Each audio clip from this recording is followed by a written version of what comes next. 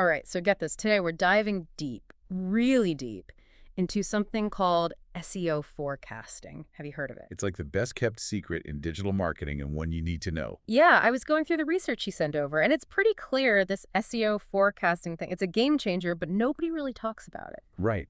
Which is crazy because imagine if you could actually see into the future of search trends. Okay, yes, sign me up for that superpower. That'd be amazing. Exactly. And that's what this boils down to, having the power to predict. So no more flying blind. I'm ready to demystify this whole thing. What do we need to know? Think about it like this, right? You're about to launch this big marketing campaign, put in all the work, but you have no idea what's coming up ahead. That sounds like a recipe for disaster. You'd be lost at sea. Totally. Yeah. SEO forecasting, that's your compass. It's like, okay, what's the weather report on my marketing strategy?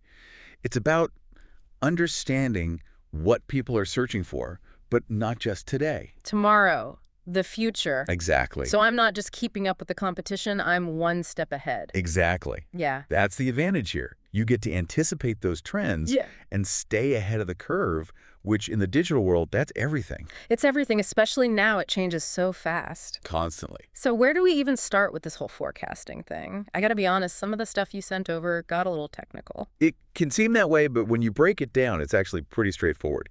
Let me ask you this. If you're going on a road trip, you're not just going to hop in the car and just drive. No way. At least not me. I've got to have my route, look at traffic, and I'm booking those hotels in advance. Exactly. So think of it like that. But instead of highways, you have keywords.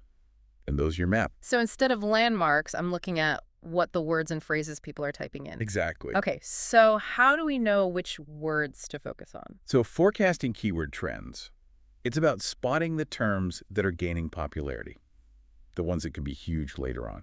So like investing in those hot new stocks. Yes, you want to be there at the ground floor. And just like investors have all those fancy tools and charts, we've got ours. Let me guess, Google Analytics. Of course, it's a gold mine. The excerpts specifically mention it. Oh yeah, it's a gold mine if you know how to read it, which luckily I think I'm getting better at. I mean, it's like having a team of little digital detectives tracking every single click. Every click, every search term on your website. So we're not just shooting in the dark, there's a method to the madness. There's a method. Using data to make informed decisions.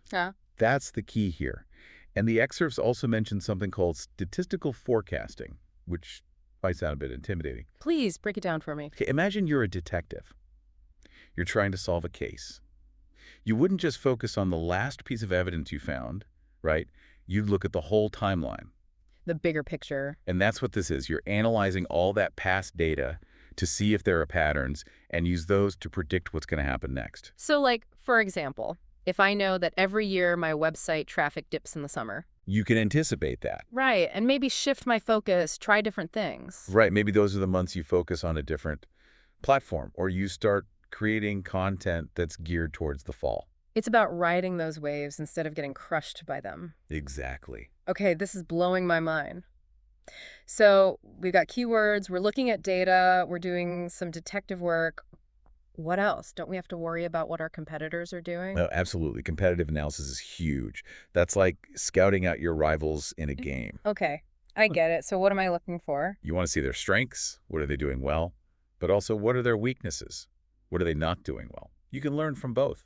So I'm checking out their website, seeing what keywords they're using, what seems to be working for them. Exactly. It's not about copying them, but taking inspiration, learning from what they're doing. So I can carve out my own space. Exactly. Okay, this is all starting to make sense now. But how does this actually translate into, results? That's what I really want to know. How does this impact my bottom line?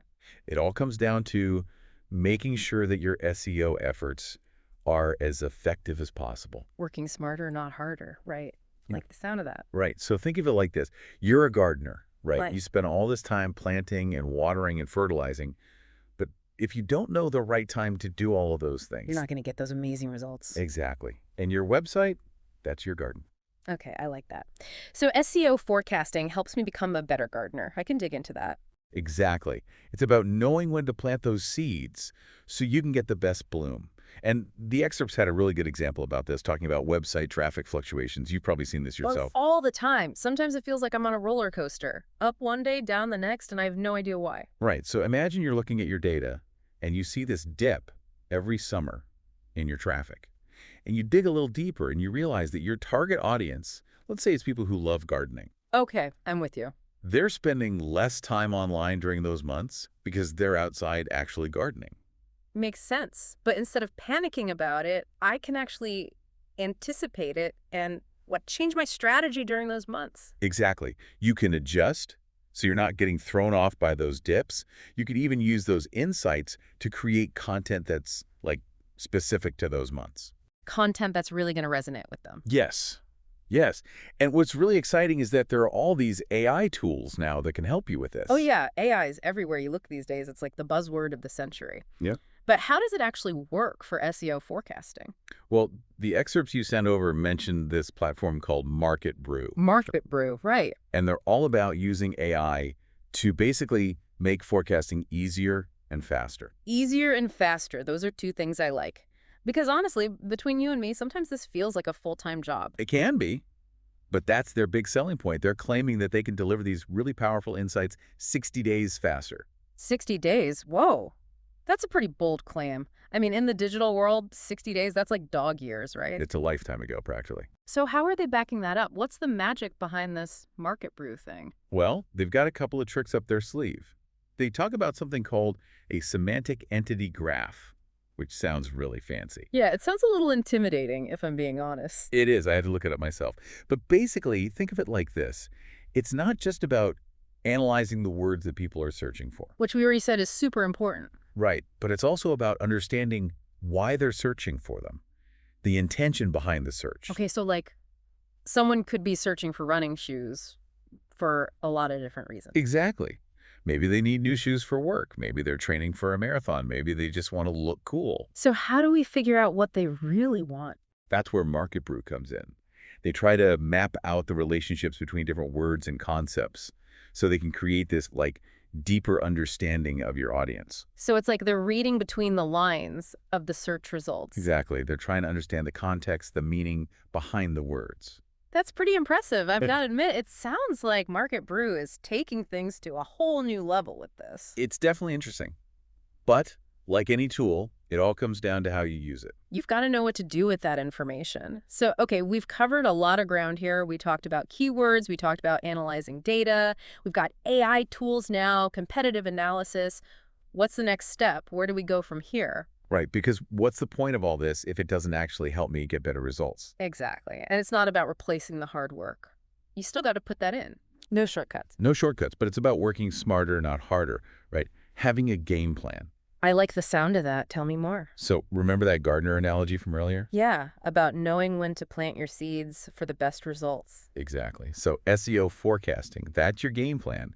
It helps you understand the best times to do certain things for maximum impact. And speaking of impact, the excerpts mentioned creating an SEO forecasting checklist, which I think is a great place to start. Okay, so like a to-do list for my SEO. Exactly, a roadmap for success. And you can customize it as you learn more, but starting with the basics, like are you tracking your analytics? What keywords are you targeting? Have you checked out those AI tools we were talking about? Okay, so manageable steps. I can get behind that. But this all still feels a little overwhelming, if I'm being honest. Where do I even start? Well, you've already started. You're thinking about the future of your online presence. You're asking the right questions. That's true. I guess I have come a long way. So, to wrap things up, it sounds like SEO forecasting, it's not really about predicting the future. It's more about using data to make smarter decisions. Exactly. And by understanding things like keywords and competition and using some of these amazing tools, I can create a better experience for my audience and hopefully see some amazing growth. Absolutely. And don't forget, SEO is constantly changing, so staying flexible is key. So true. This has been incredible. I feel like I've learned so much. A huge thank you to you for breaking it all down. And for our listeners, we hope you've enjoyed this deep dive into the world of SEO forecasting. Now, if you'll excuse me, I've got some forecasting to do.